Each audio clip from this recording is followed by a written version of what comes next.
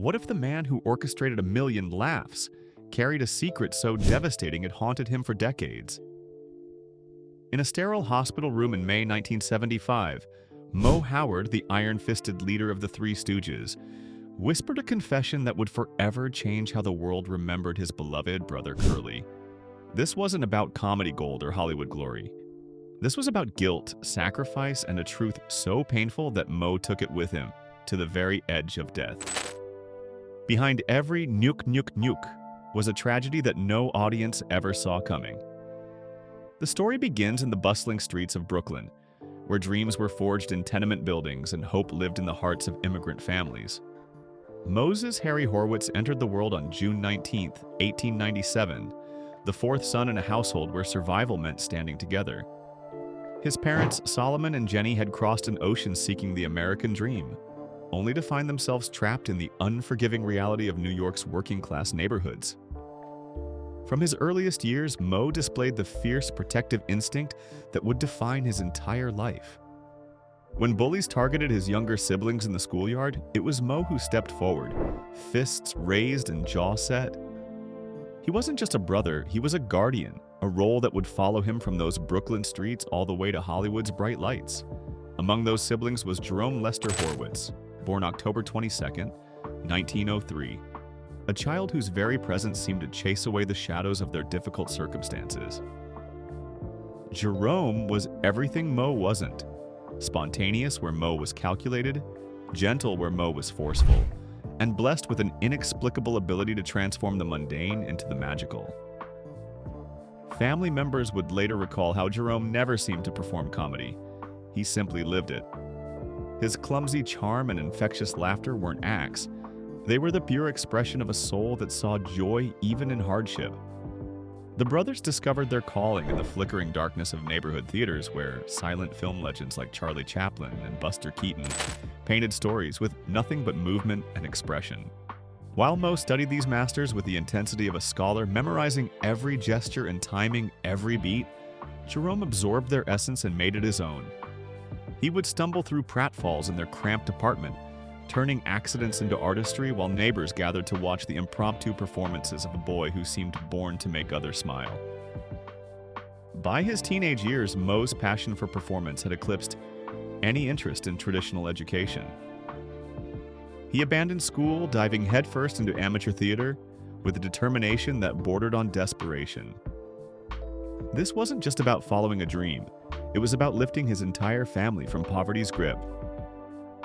Jerome, still shy and uncertain off stage, possessed something that even Moe's trained eye couldn't fully explain. In a 1960 interview, Moe would reflect with wonder. Curly was always an actor, though he didn't know it. Everything he did seemed so natural, as if the stage was calling him home. Their mother Jenny recognized the unique gifts of both sons. She saw in Moe the driving ambition that could carry dreams to reality, and in Jerome, the spark that could light up the darkest room. That combination, relentless determination paired with innocent brilliance, would soon reshape the landscape of American comedy forever. By the early 1930s, Moe Howard had carved his place in vaudeville's competitive world, performing alongside the established comedian Ted Healy. His distinctive bowl cut and commanding presence made him the natural leader, the one who delivered the slaps and maintained order in carefully orchestrated chaos.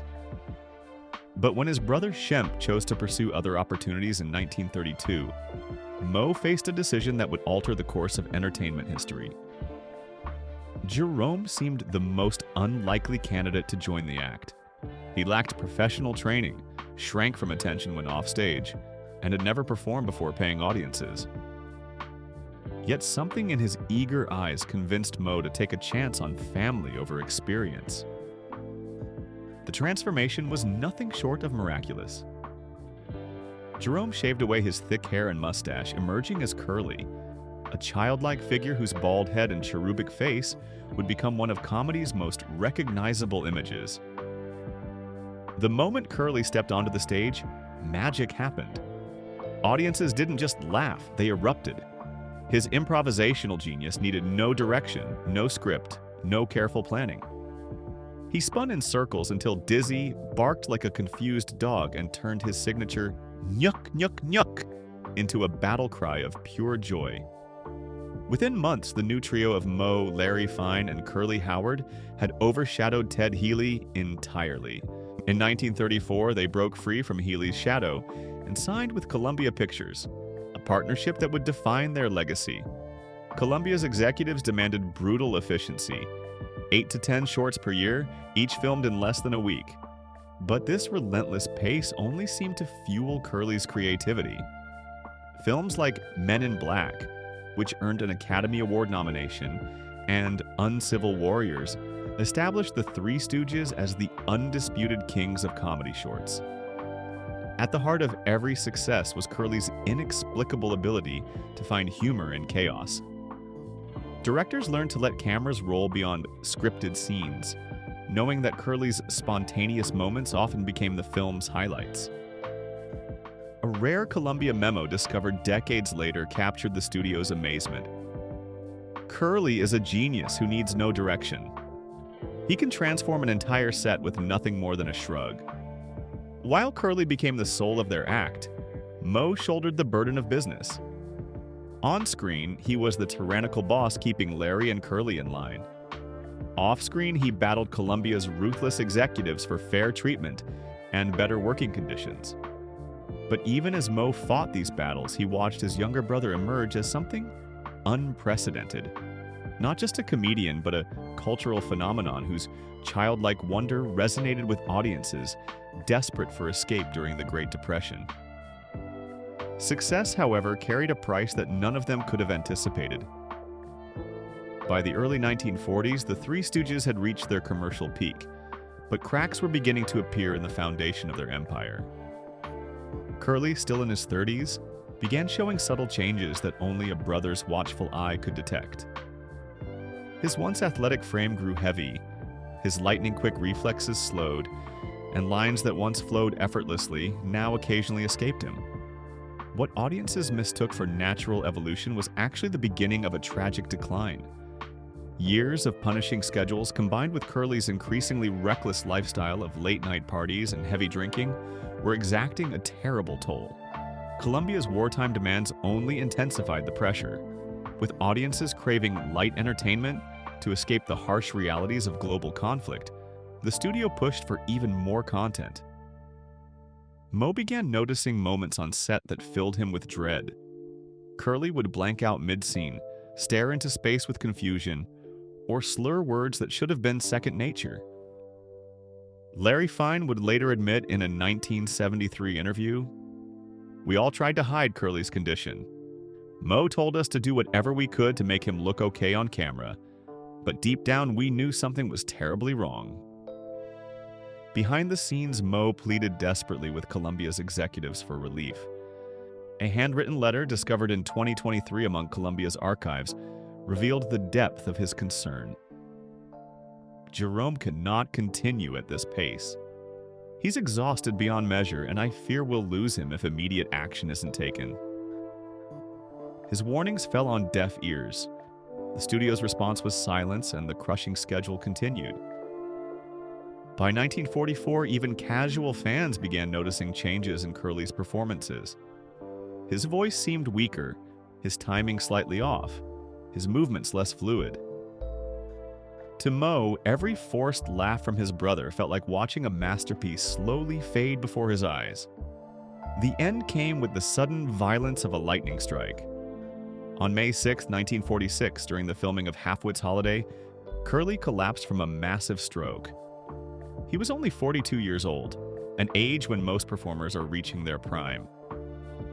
The final scene was meant to be classic slapstick, Curly seated with a cream pie as chaos erupted around him. Instead, the set fell into stunned silence as their star crumpled to the floor. Moe's reaction was unlike anything the crew had witnessed. Gone was the controlled anger of the boss stooge, replaced by raw, primal terror as he cradled his brother and screamed for medical help. The man who had spent decades orchestrating controlled chaos was suddenly powerless against real-life tragedy. Curly survived, but survival came with a devastating price. The stroke left him partially paralyzed, his speech permanently slurred, and his coordination, the very foundation of his comedic genius, destroyed forever. For someone whose art depended entirely on physical precision, the cruel irony was almost unbearable. His career didn't fade away gradually, it ended in a single, catastrophic moment. Columbia Pictures moved swiftly to fill the void, bringing back Shemp to replace his younger brother. But even Moe admitted that lightning couldn't strike twice. Shemp brought his own nervous energy and verbal wit to the trio, but he lacked that indefinable spark that had made Curly magical. Audiences sensed the difference immediately, and Moe felt it like a physical wound. Meanwhile, Curly began a new existence defined not by laughter but by hospitals and rehabilitation centers. The man who had once spun circles until audiences roared with delight now struggled to walk across a room. Yet Moe never abandoned his vigil. He visited regularly, sometimes bringing reels of their old films, hoping to see recognition flicker in his brother's eyes. In a rare 1951 interview, Moe's voice cracked as he spoke. "Every time I see Curly smile while watching our old work, I feel like he's still there. Still the brother who could light up any room. But then he goes quiet again, and I know I'm losing him piece by piece." After the devastating stroke, Curly's life became a slow-motion tragedy that unfolded over 6 painful years. Initially, he refused to accept that his performing days were over. He would ask Moe repeatedly when they could return to work, unaware that his body had become a prison for his still eager spirit. Moe later confessed, "He kept thinking he'd get better and rejoin us, but we all knew the truth we couldn't bear to speak." Additional strokes followed in the late 1940s, each one stealing more of the man Curly had been. He moved between hospitals, nursing homes, and periods of institutionalization when his mental state became too fragile for home care. Doctors diagnosed severe brain damage, but the medical understanding of the era offered little hope for recovery. Depression set in like a fog, causing his weight to balloon and his personality to fracture between moments of childlike sweetness and sudden episodes of paranoia or rage. Despite everything, Curly tried to grasp fragments of normal life. In 1947, he married Valerie Newman, his fourth wife, who remained devoted to him until the end. Yet, even love couldn't shield him from the relentless progression of his condition. Visitors often described encountering a ghost of the man they remembered. Larry Fine recalled with heartbreak. "Sometimes he'd light up with old memories and laugh like the old days, but mostly he just seemed lost in a world we couldn't reach." In 1949, hope flickered briefly when Curly made a cameo appearance in Hold That Lion, creating the only film where all three Howard brothers appeared together. For fans watching decades later, the scene is almost unbearably poignant. The man who once commanded screens with manic energy appeared frail and distant, a shadow of his former self. For Moe, directing that scene was both a gift and a torment, a precious final moment of working with his brother, and a painful confirmation of everything that had been lost. On January 18, 1952, Curly Howard's suffering finally ended at the Baldy View Sanitarium in San Gabriel, California. He was only 48 years old.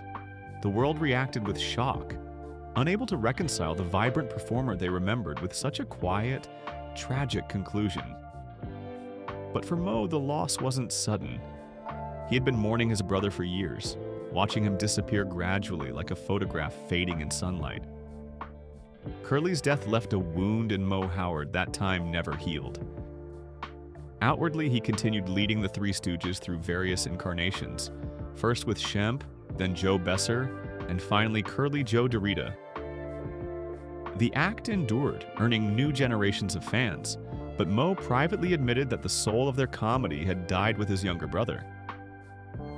"Every time I walked into a studio," he confessed years later, "I still looked for Curly."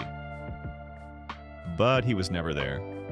Television's embrace of their old shorts in the late 1950s introduced Curly's anarchic joy to children who had never seen him in theaters. This renaissance brought both blessing and curse to Moe. He was proud that his brother's legacy lived on, yet each laugh from a new young fan reminded him of the pain that had fueled those performances. Determined to protect Curly's memory, Moe founded Normandy Productions to control the Stooges' film rights, turning down countless commercial offers with fierce resolve. In one letter to advertisers, he wrote, "Curly isn't merchandise to be sold. He was an artist, and he'll be remembered as one." But guilt consumed him in private moments. Moe believed that Columbia Pictures' relentless demands had accelerated his brother's decline, and worse, he felt complicit in pushing Curly to continue when rest might have saved him.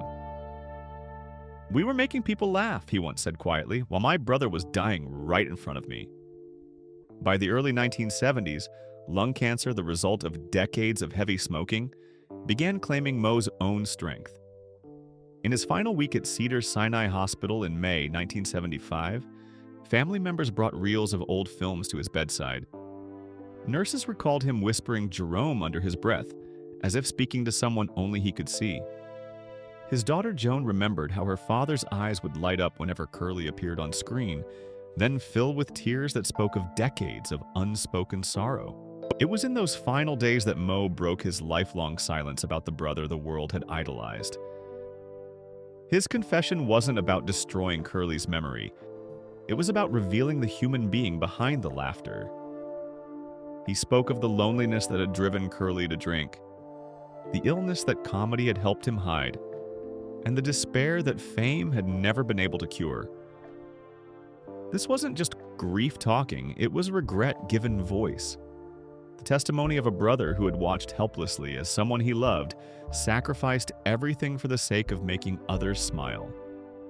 Moe Howard passed away on May 4, 1975, at age 77. His final confession ensured that Curly would be remembered not merely as a brilliant clown, but as a complex human being who had paid the ultimate price for bringing joy to millions. In breaking his silence, Moe transformed his brother's legacy from simple entertainment into something far more profound. A reminder that behind every laugh lies a human story. And sometimes, that story carries more pain than any audience could imagine. Today, when we watch those timeless shorts and hear that distinctive nyuk, nyuk, nyuk, we're not just witnessing comedy history, we're seeing the bittersweet legacy of a man who gave everything he had to make the world a brighter place. What do you think was Curly's greatest gift to the world? His ability to make us laugh, or his willingness to sacrifice his own happiness for ours? Share your thoughts in the comments below.